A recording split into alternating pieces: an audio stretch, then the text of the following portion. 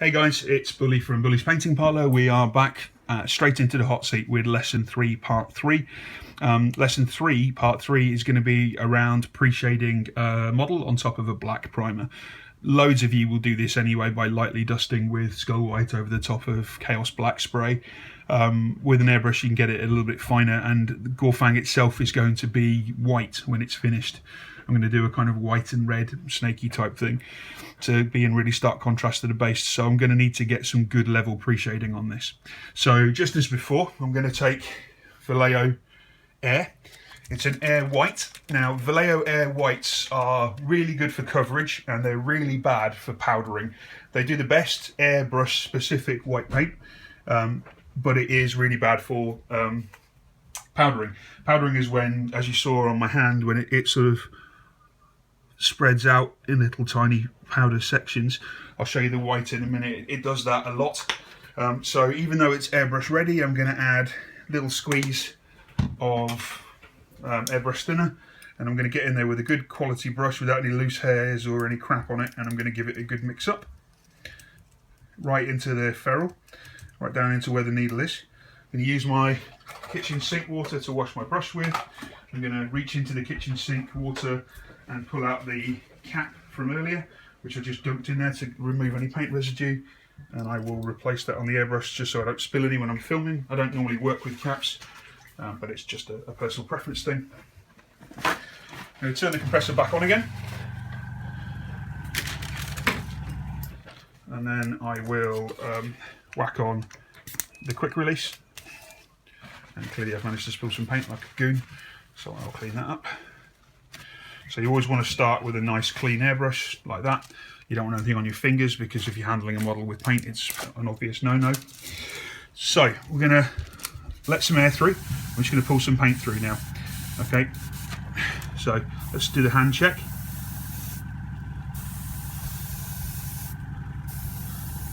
See if we can get an example of spidering. See that powdering across the top of the black? That's because this is ever so slightly too thick. So instead of thinning it down because I can't be bothered, I am going to just whack the compressor up another PSI. I'm going to try my hand again, because the hand as a palette is the ideal palette, and we're going to put a nice smooth segue in, and that is now perfect. So turning the model from the light source, the directional highlight for my model is going to be top right. So I am going to go quite high with the airbrush. I'm going to come up a good sort of 4 or 5 inches away, and the first thing I'm going to do is start the air, and I'm going to lightly introduce paint, and I'm going to just dust across the model in a circular motion. And I want to be a nice circular motion. It's like tea cutting basically. I'm cutting a colour in without completely over facing the other side. Now I want to keep some of the black shadows, but I don't actually want that much black shadow, because I'm going to be working white and red into this. So I am going to work now in what we call spots. So I'm going to pick out the spots of the model where I think the most light will fall. Got the bend of the neck, we got the cheek and the eye, and we've got the crack of the neck here. Just going to go in a bit closer just to get a bit more on there. There we go. And I'm going to get a little bit closer here. I'm just going to work round by tapping in or feathering in, which is just short blats of paint, just to tidy it up.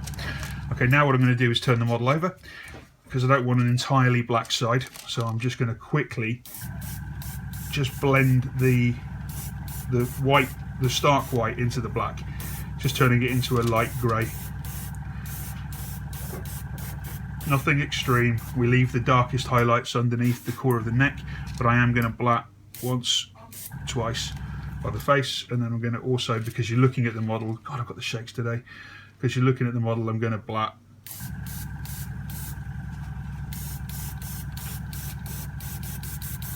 straight on with the straight on the face.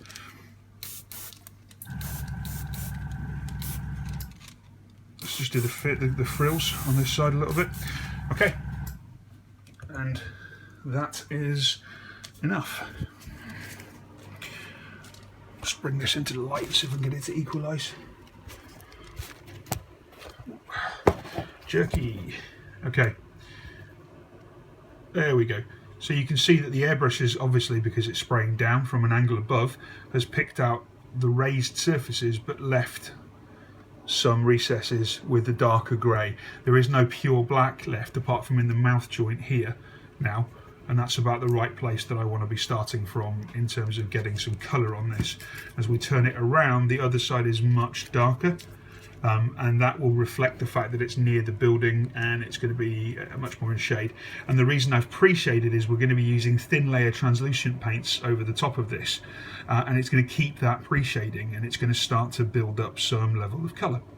Okay, so there we have lesson 3 complete. Part 3 of lesson 3 is just about finishing a bit of basic zenithal pre-shading. I'm going to go in now and I'm going to actually hit in some proper pre-shades with translucent colours. So give me a minute and I will start lesson 4 part 1.